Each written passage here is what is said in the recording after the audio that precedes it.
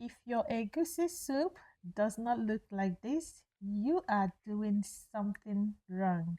To be honest, nobody taught me this egusi trick. And I have been cooking it wrong for years. Guess what? This is the egusi soup that made my husband stop talking and just eat. Now let's start. I'm using goat feet, beef, then season with a lot of pepper, salt, seasoning, then marinate everything, mix everything together, allow it to boil for when it's very soft and tender. Now I added stockfish with oil. You don't need to fry your egusi. Next step is to mix pepper, seasoning, and salt inside egusi. This is the trick I'm applying here. I'm not going to be frying this egusi. Mix everything thoroughly so it will incorporate each other, marry each other. Now I'm using hot water. Don't use cold water on this. And you know why? I have dry egusi right here. Add more to make the texture thicken. Now check the soup. All the proteins are very soft and tender. I'm adding fish. The fish is very strong as well. Add a little water if needed. Then still cover it to cook a little bit. I'm cooking all my proteins at once. You know, I have dry stuff here so much. Now I'm adding dry periwinkle.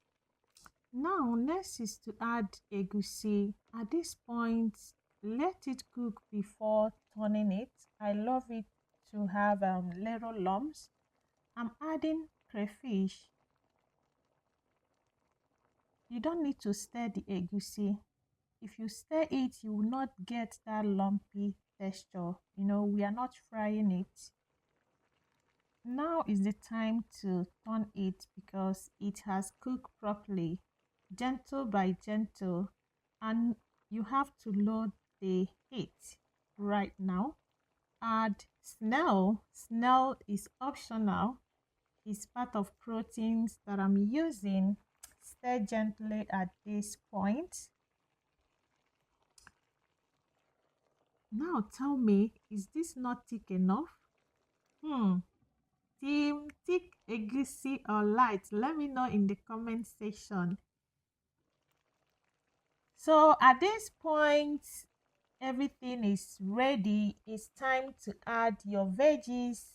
If you are using ugu or spinach, fine. I am using Okazi for this right now. Make sure you load the heat once you add your veggies. One of the different thing right here is my Okazi is dried Okazi. Now the soup is nicely cooked. Tell me, are you gonna make this kind egusi soup for your family? Because check the color. Everything turned out perfect. You don't need to fry egusi all the time. There are so many ways to cook a delicious Nigerian egusi soup. This is called hotel style egusi, homemade. You can do it. All you have to do is just to follow the steps I just showed you right now. It's time to dish for my family. Take a look at this egusi. What is missing? Absolutely nothing. Let me know in the comment section if you want more Nigerian recipe that actually tastes like homemade. Subscribe and follow because I post real cooking, no shortcut. Time to dish is cold. It's time to dish them and store in the fridge. I'm not putting them in the fridge hot. So it's been sitting there for like 2 hours right now. At least I've made egusi soup for the week.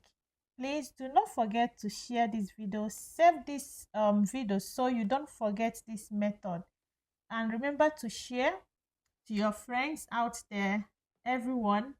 And let me know again if you love it.